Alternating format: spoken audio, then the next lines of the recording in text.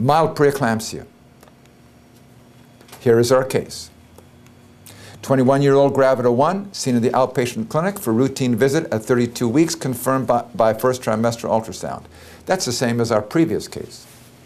However, this patient complains of swelling in her hands and feet, but denies headache, epigastric pain, and visual changes. So she doesn't have those signs of severe preeclampsia. She's gained 10 pounds over 2 weeks. She should gain only 2 pounds in 2 weeks. So she's got increased weight gain. Her blood pressure is 155 over 95. That meets the criteria for hypertension. And it remains elevated 15 minutes later, shows she has sustained elevation of blood pressure.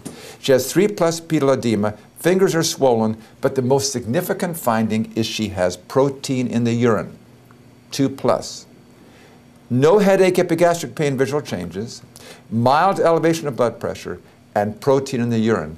That is consistent with preeclampsia. Gestation over 20 weeks, sustained hypertension, proteinuria equal to or greater than 300 milligrams in 24 hours, mild preeclampsia. A dipstick of urine is probably not as precise in terms of establishing proteinuria as is a 24-hour urine collection. And that's why we would prefer to do that. Less than 300 milligrams is considered not significant. 300 milligrams or more is. Notice the difference between gestational hypertension and mild preeclampsia.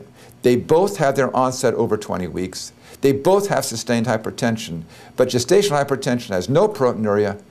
Mild preeclampsia does have proteinuria. Demographics. Risk factors for preeclampsia, the most significant one is nullipara. A woman who has never gone beyond 20 weeks in her pregnancy has an 8 times higher risk of preeclampsia than a woman who's had previous term pregnancies. Age extremes, teenagers, advanced maternal age. Multiple gestation, we talked about that already. 3 times increased risk of preeclampsia. Molar pregnancy, now that's an interesting one because you can develop preeclampsia before 20 weeks with molar pregnancy. Non-immune hydrops. And notice these 4. Diabetes mellitus of long standing, chronic hypertension, renal disease, systemic lupus.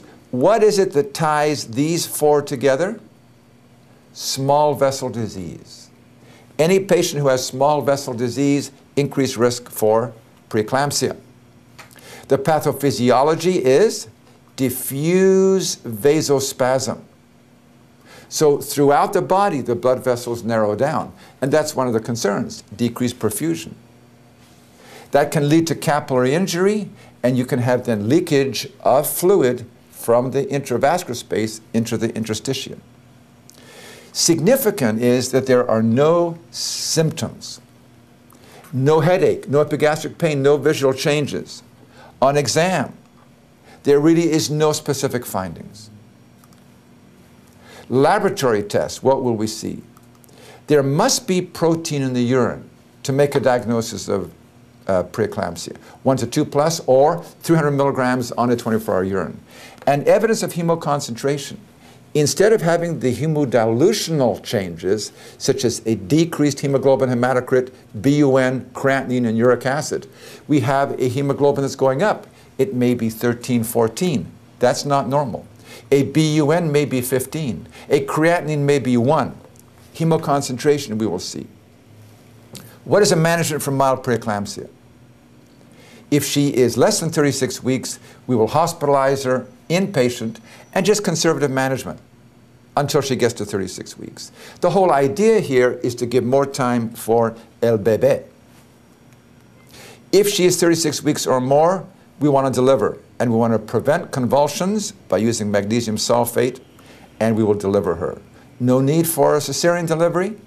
We can have a vaginal delivery, and we want to continue the mag sulfate for 24 hours postpartum. This is magnesium sulfate. It is put on flowers. It is used to soak your foot if you've got a sliver in it. And many internal medicine people used to say, why don't you guys use a real anticonvulsant? The evidence, however, is overwhelming that magnesium sulfate in a head-to-head trial was better than phenytoin in preventing convulsions. If I had my way, I would rename preeclampsia, and I would call it diffuse vasospastic disease of pregnancy, because that's really what happens. Normally, you have vasodilation in pregnancy. That's why we have the drop in blood pressure, which normally and naturally occurs. But with preeclampsia, you have diffuse vasospasm. Instead of the blood vessels looking like this, they get constricted. Now, what is it that constricts the blood vessels like this? Not entirely clear, but there's good evidence that prostaglandins are involved. That thromboxane, which is a vasoconstrictor, goes up, and prostacyclin, which is a vasodilator, goes down. And that has led some people to think if we can suppress prostaglandin production with prostaglandin synthetase inhibitors, perhaps we can prevent preeclampsia. And some people have tried to do that using aspirin. Okay, and that is the end of mild preeclampsia.